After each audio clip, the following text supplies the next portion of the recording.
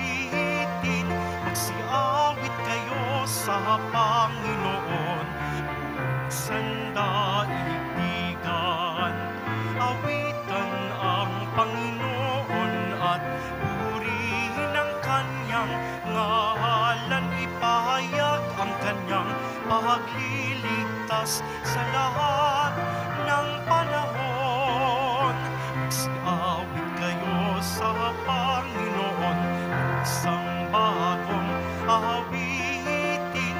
Magsiawit kayo sa Panginoon, sandaigdigan. Simulan natin ang ating pagdiriwang sa ngalan ng Ama at ng Anak at ng Espiritu Santo.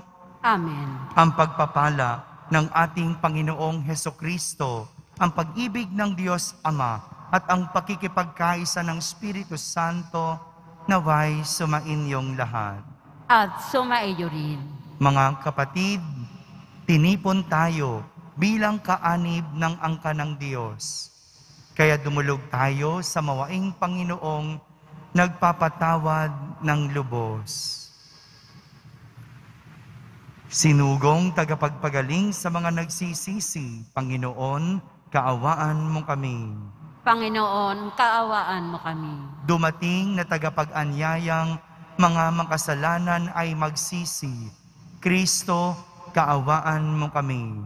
Kristo, kaawaan mo kami. Nakaluklok ka sa kanan ng Diyos Ama para ipamagitan kami. Panginoon, kaawaan mo kami. Panginoon, kaawaan mo kami. Kaawaan tayo na makapangyarihang Diyos, patawarin tayo sa ating mga kasalanan at patnubayan tayo sa buhay na walang hanggan. Amen. Manalangin tayo.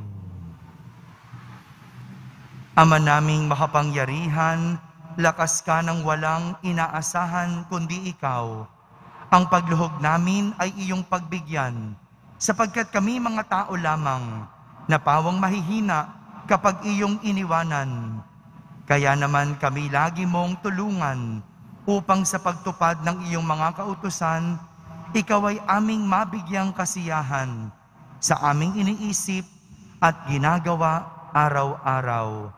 Sa pamamagitan ni Jesucristo, kasama ng Espiritu Santo, magpa sa walang hanggan.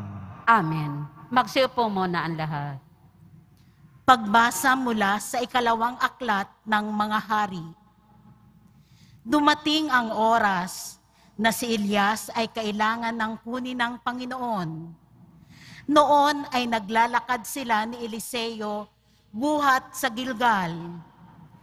Pagdating nila sa Jericho, sinabi ni Elias kay Eliseo, "Maiwan ka na rito, pagkat pinatutuloy ako ng Panginoon sa Jordan." Ngunit sinabi niya, "Naririnig ako ng Panginoon, hanggang buhay ka, hindi ako hihiwalay sa iyo." At nagpatuloy sila ng paglakad. Sinundan sila ng pangkat ng mga propeta at pinanood sa di kalayuan nang sila'y tumigil sa tabi ng ilog Jordan. Hinubad ni Elias ang kanyang balabal at inihampas sa tubig. Nahawi ang tubig at sila'y tumawid. Pagkatawid nila, sinabi ni Elias, "Sabihin mo sa akin kung ano ang ibig mong gawin ko para sa iyo bago ako kunin." Sumagot si Eliseo, "Ipinakikiusap kong ipamana ninyo sa akin ang 2 bahagi ng inyong kapangyarihan." Sinabi ni Elias, "Mabigat ang hinihingi mo. Gayunman, pag nakita mo akong kinuha, mangyayari ang kahilingan mo. Pag hindi, hindi mo makakamit ang hinihingi mo." Patuloy silang nag-uusap habang naglalakad. Walang ano-ano'y pumagitna sa kanila ang isang karwaheng apoy na hila ng mga kabayong apoy. Nagkahiwalay sila at si Elias ay iniakyat sa langit sa pamamagitan ng ipo-ipo. Ito'y kitang-kita ni Eliseo, kaya't napasigaw siya, Ama ko, lakas at pag-asa ng Israel. At nawala sa paningin niya si Elias. Sa tindi ng kalungkutan, pinunit ni Eliseo ang kanyang damit mula itaas hanggang sa laylayan. Dinampot niya ang nalaglag na balabal ni Elias at nagbalik sa gilid ng ilog Jordan.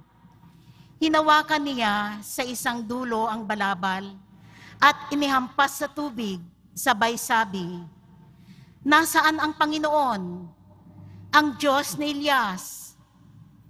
Nahawi ang tubig at siya'y tumawid. Ang salita ng Diyos. Salamat sa Diyos. Magpakatatag ang tanang may tiwala sa may kapal. Magpakatatag ang tanang may tiwala sa may kapal. Poon ang pagpapala mo'y iyong ilaan sa mga anak mong may takot na taglay. Kagilagilalas malasin ninuman ang pagkalinga mo sa mga hinirang na nangagtiwala sa iyong pagmamahal. Magpakatatag ang tanang may tiwala sa may kapal. Iyong kinalinga at iningatan mo laban sa adhika ng masamang tao. Dinala sa ligtas na dakong kublihan upang dihamakin ng mga kaaway. Magpakatatag ang tanang may tiwala sa may kapal. Mahalin ang poon ng mga hinirang, ng lahat ng tapat na mga nilalang. Ang tapat sa kanya ay iniingatan, ngunit ang palalo'y pinarurusahan. Magpakatatag ang tanang may tiwala sa may kapal. Magsitayo po ang lahat.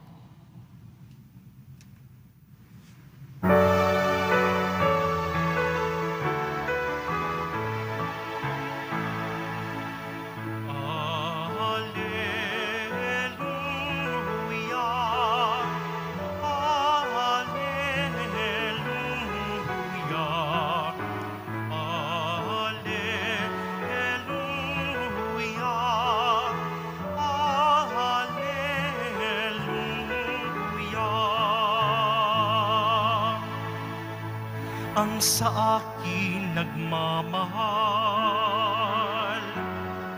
tutupad sa aking aral.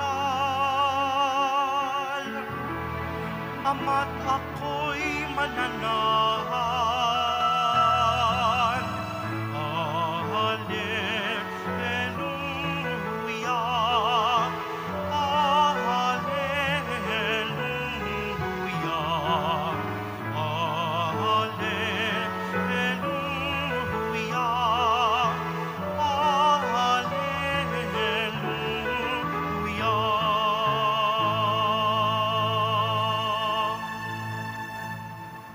Sumainyo ang Panginoon. At sumaiyo rin. Ang mabuting balita ng Panginoon ayon kay San Mateo. Papuri sa iyo, Panginoon.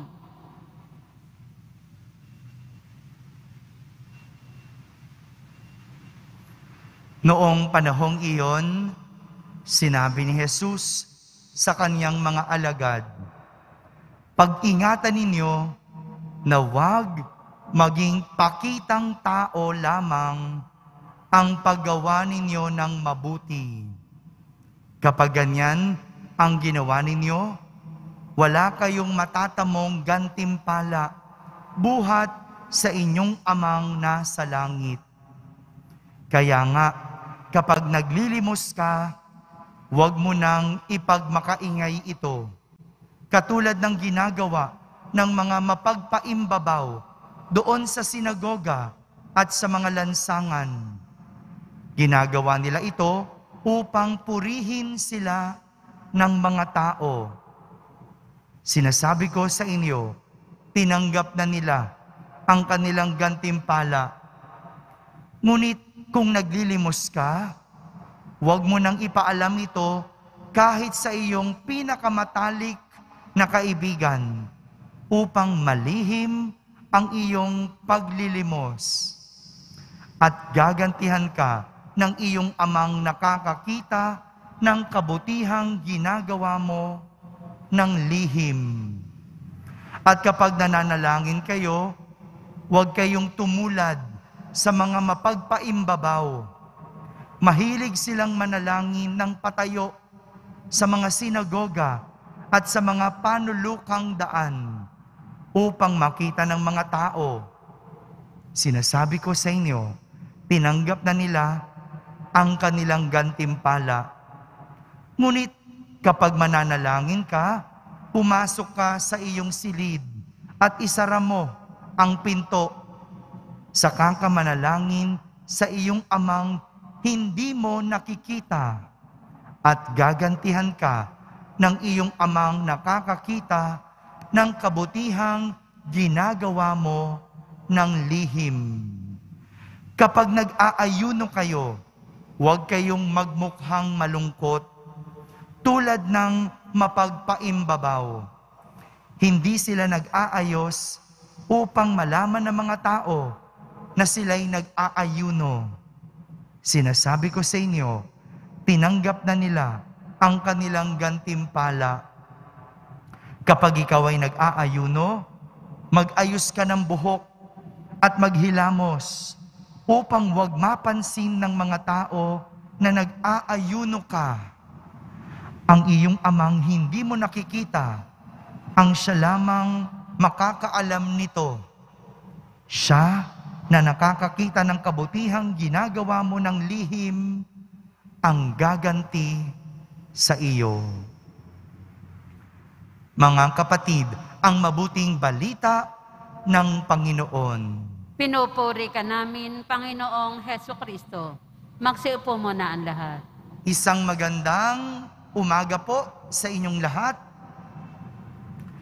Kung mayroong isang realidad ang pinapakita ni Jesus sa kanyang mga alagad tungkol sa pagiging pakitang tao, ito po ang realidad na nakikita ng Diyos kung ano ang tunay na totoo. Sa mga pakitang tao, nakikita ng Diyos kung ano ang tunay na totoo. Kaya nga po, paulit-ulit na sinasabi ni Jesus, gagantihan kayo ng inyong amang nakakakita ng kabutihang ginagawa ninyo ng lihim.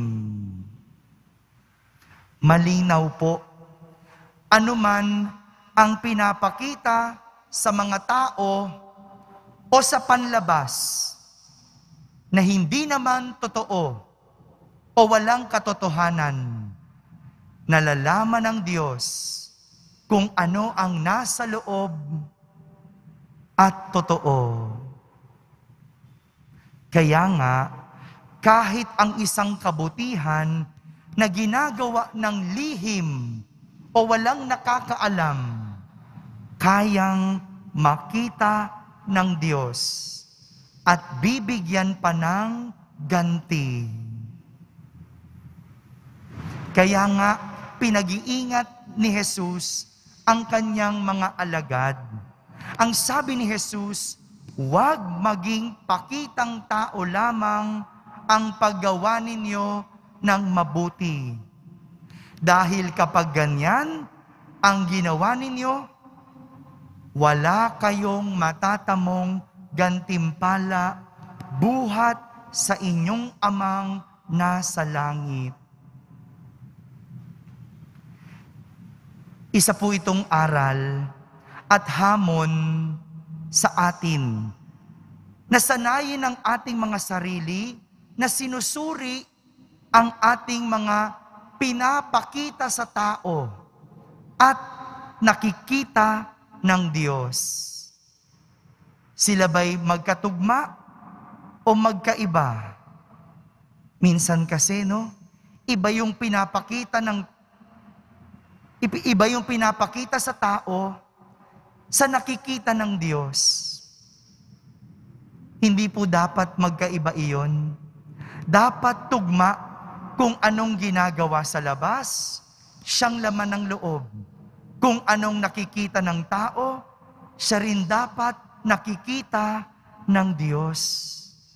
Dahil kung ito ay magkaiba, malamang hindi ito totoo. Kung pinapakita mo, mabait ka, pero sa loob mo, gusto mo lang sumikat o magpapansin, wala itong katotohanan. Ito ay isang kasalanan. Kung pinapakita mo na ikaw ay tumutulong sa tao, pero sa loob mo, sa lihim, ikaw ay nagnanakaw, walang kabutihan doon.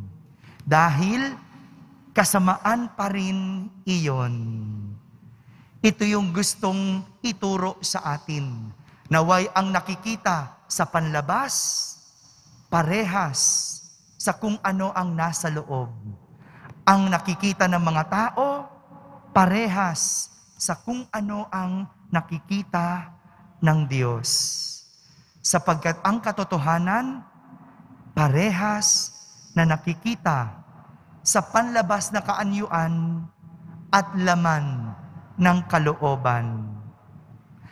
Kaya nga po, ang ugaling pakitang tao lamang, mas pinagtutuunan kung ano ang sasabihin ng ibang tao.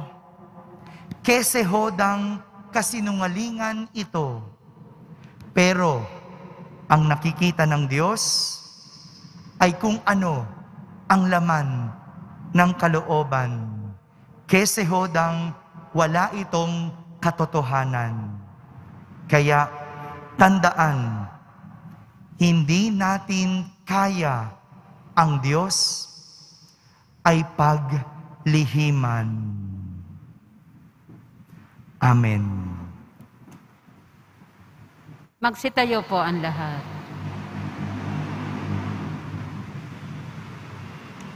Minamahal kong mga kapatid, manalangin tayo sa Diyos ng katotohanan at pag-ibig para sa mga biyaya ng katotohanan at katapatan sa simbahan at sandaigdigan. Ating sambitin sa bawat panalangin, panatilihin mo kaming malinis sa iyong paningin, O Panginoon. Panatilihin mo kaming malinis sa iyong paningin, O Panginoon. Ang simbahan, naway isaloob ang gawain at misyon ng pagpapanibago upang malinaw na maunawaan ng lahat si Kristo. Manalangin tayo. Panatilihin mo kaming malinis sa iyong paningin, O Panginoon. Ang mga pari at mga relihiyuso, naway maging mga masisgasig na tagapagpahayag ng Ebanghelyo sa pamamagitan ng pagsaksi sa kanilang sariling buhay. Manalangin tayo. Panatilihin mo kaming malinis sa iyong paningin, O Panginoon. Ang mga lingkod pang mamamayan at komunidad, naway maging tapat at hindi makasarili sa kanilang gawain ng paghahatid ng katarungan, karangalan at pagkakaisa sa mga taong kanilang pinaglilingkuran. Manalangin tayo. Panatilihin mo kaming malinis sa iyong paningin, O Panginoon.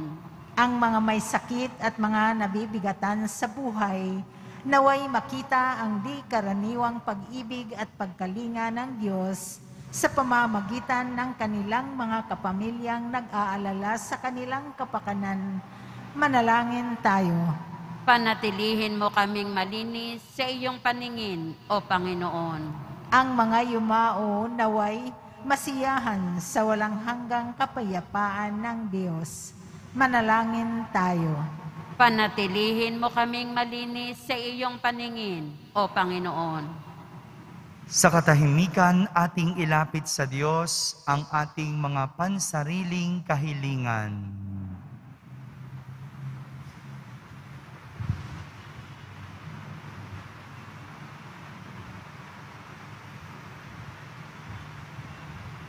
Manalangin tayo. Panatilihin mo kaming malinis sa iyong paningin, O Panginoon. Ama naming Diyos, tulungan mo kaming ibigin at paglingkuran ka sa diwa ng katotohanan sa pamamagitan ni Jesus na aming daan patungo sa iyo. Hinihiling namin ito sa pamamagitan ni Kristo na aming Panginoon. Amen. Magsiupo muna ang lahat.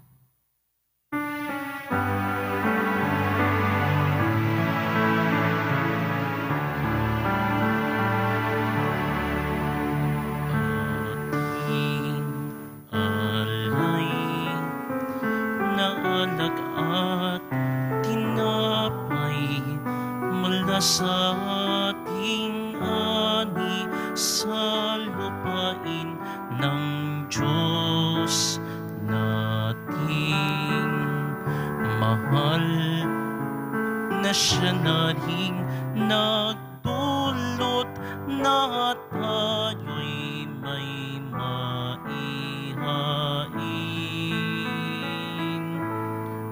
sa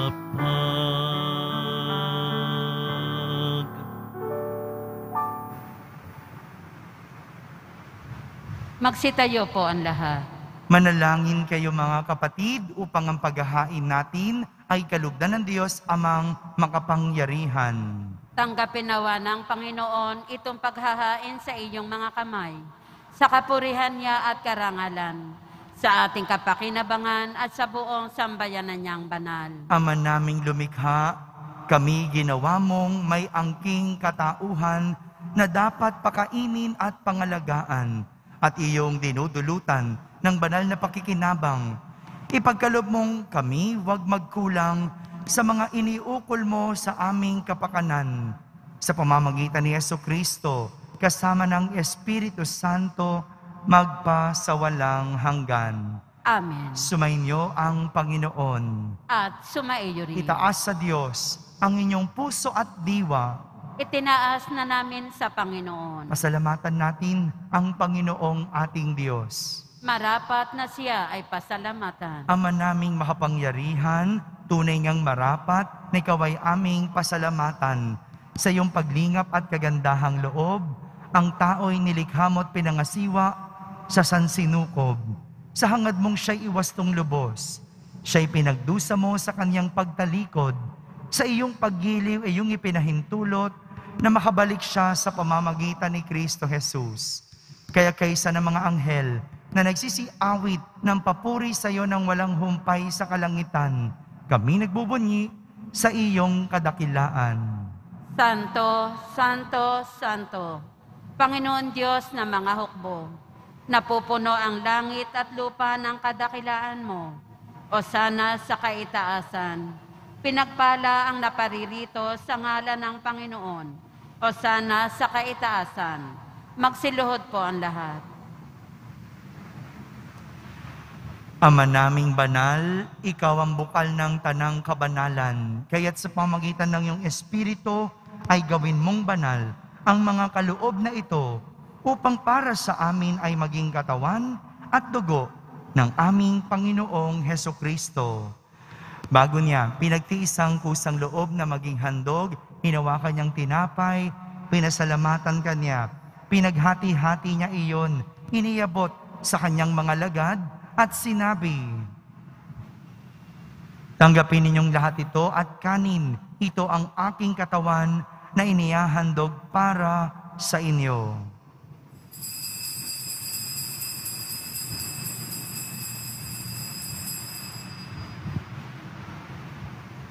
Gayon din naman, nung matapos ang hapunan, hinawakan niyang kalis, muli kanyang pinasalamatan, iniabot niyang kalis sa kanyang mga lagad at sinabi, "Tanggapin ninyong lahat ito at inumin. Ito ang kalis ng aking dugo, ng bago at walang hanggang tipan. Ang aking dugo na ibubuhos para sa inyo at para sa lahat sa ikapagpapatawad ng mga kasalanan. Gawin ninyo ito sa pag-alaala sa akin.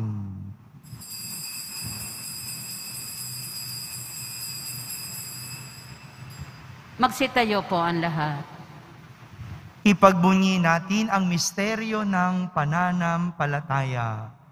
Si Kristo'y namatay, si Kristo'y nabuhay, si Kristo'y babalik sa wakas ng panahon. Ama, ginagawa namin ngayon ang pag-alaala sa pagkamatay at muling pagkabuhay ng iyong anak, kaya't inaalay namin sa iyo ang tinapay na nagbibigay buhay at ang kalis na nagkakaloob ng kaligtasan. Kami nagpapasalamat dahil kami iyong minarapat na tumayo sa harap mo para maglingkod sa iyo. Isinasamo namin kaming magsasalo-salo sa katawan at dugo ni Kristo ay mabuklod sa pagkakaisa sa pamamagitan ng Espiritu Santo. Ama, lingapin mo ang iyong simbahang laganap sa buong daigdig. Puspusin mo kami sa pag-ibig, kaysa ni Francisco na aming Papa, ni Jose na aming Obispo at ng Tanang Kaparian. Alalahanin mo rin ang mga kapatid naming nahimlay na may pag-asang sila'y muling mabubuhay. Gayon din ang lahat ng mga pumanaw. Kaawan mo sila at patuloyin sa iyong kaliwanagan. Kaawan mo at pagindapating kaming lahat na makasalo sa iyong buhay na walang wakas. Kaisa na mahal na Birheng Maria, na ina ng Diyos, ng kabiyak ng puso niyang si San Jose, kaysa ng mga apostol at ng lahat ng mga banal na namuhay dito sa daigdig ng kalugod-lugod sa iyo. May pagdiwang nawa namin ang pagpupuri sa kararangal mo sa pamamagitan ng iyong anak na aming Panginoong Hesukristo. Sa pamamagitan ni Kristo, kasama niya at sa Kanya, ang lahat ng parangal at papuri ay sa iyo, Diyos Amang makapangyarihan, kasama ng Espiritu Santo, magpa sa walang hanggan. Amen. Sa tagubilin ng mga nakahagaling na utos at turo ni Jesus na Panginoon natin at Diyos, ipahayag natin ng lakas loob. Ama namin, sumasalangit ka. Sambahin ang ngalan mo, mapasa amin ang kaharian mo. Sundin ang loob mo dito sa lupa para nan sa langit. Bigyan mo kami ngayon ng aming kakanin sa araw-araw at patawarin mo kami sa aming mga sala para ng pagpapatawad namin sa nagkakasala sa amin. At huwag mo kaming ipahintulot sa tukso at iadya mo kami sa lahat ng masama. Hinihiling namin kami iadya sa lahat ng masama, pagkalooban ng kapayapaan araw-araw, iligtas sa kasalanan at ilayo sa lahat ng kapahamakan. Samantalang aming pinananabikan ang dakilang araw ng pagpapahayag ng tagapagligtas naming si Hesukristo. Sapagkat iyo ang kaharian at ang kapangyarihan at ang kapurihan magpakailanman. Amen. Panginoong Hesukristo, sinabi mo sa iyong mga apostol, kapayapaan ang iniiwan ko sa inyo, ang aking kapayapaan ang ibinibigay ko sa inyo. Tunghayan mo ang aming pananampalataya at huwag ang aming pagkakasala. Pagkalooban mo kami ng kapayapaan at pagkakaisa ayon sa iyong kalooban, kasama ng Espiritu Santo, magpa sa walang hanggan. Amen. Ang kapayapaan ng Panginoon ay laging sumainyo. At sumaiyo rin. Magbigayin kayo ng kapayapaan sa isa't isa. Kapayapaan po para sa lahat. Kordero ng Diyos na nag-aalis ng mga kasalanan ng sanlibutan, maawa ka sa amin. Kordero ng Diyos na nag-aalis ng mga kasalanan ng sanlibutan, maawa ka sa amin. Kordero ng Diyos na nag-aalis ng mga kasalanan ng sanlibutan, pagkaloob mo sa amin ang kapayapaan. Magsiluhod po ang lahat.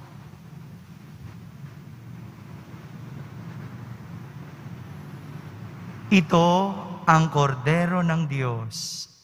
Itong nag-aalis ng mga kasalanan ng sanlibutan. Mapalad ang mga inaaniyahan sa kanyang piging. Panginoon, hindi ako karapat-dapat na magpatuloy sa iyo, Ngunit sa isang salita mo lamang ay gagaling na ako. Ang katawan ni Kristo. Amen.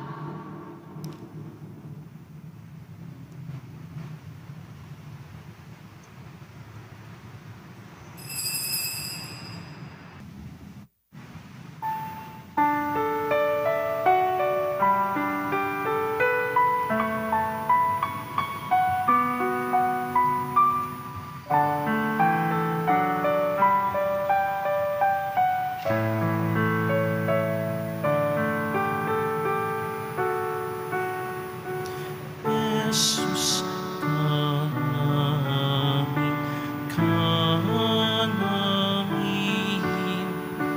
inumin na kakanamin. Espiritu'y padaluin, sisigla na ang damdamin. Yesu Kristo, sakramento,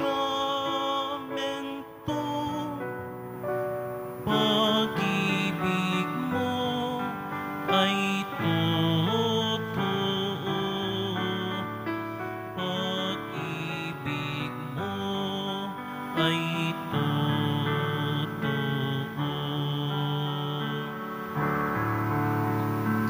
Jesus, lagi kang kasama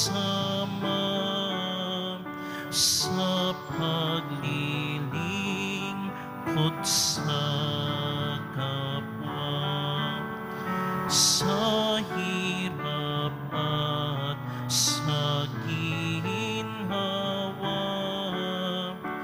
Pag-ibig mo'y nadarama.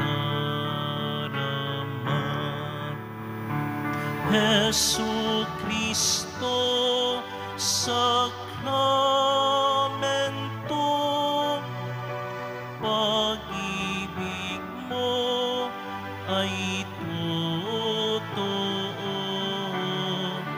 Pag-ibig mo ay totoo.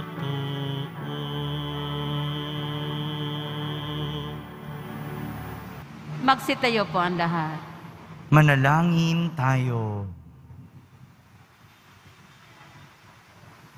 Ama naming mapagmahal, ang pinagsaluhan naming banal na pakikinabang na nagpahiwatig ng iyong pakikiisa sa tanang naritong nakikipagdiwang ay magdulot nawa ng pagkakaisa sa iyong sambayanan sa pamamagitan ni Jesucristo kasama ng Espiritu Santo magpasawalang hanggan. Amen. Sumainyo ang Panginoon. At sumaiyo rin. Pagbabasbas ng Poong Jesus Nazareno.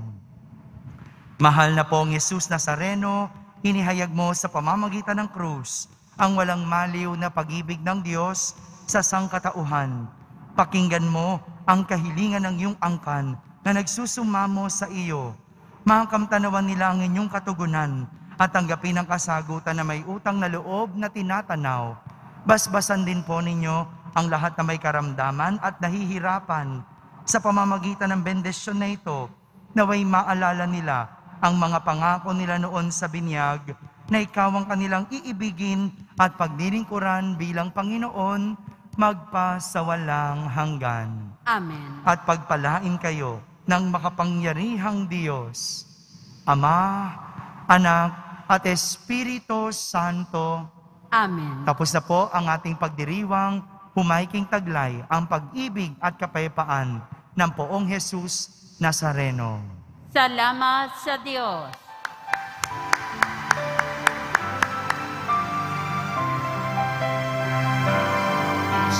Padre Jesus Nazareno, sinasamba ka namin, pinipinto ka namin, aral mo ang aming buhay at kaligtasan. kaligtasan, nuestro Padre Jesus Nazareno.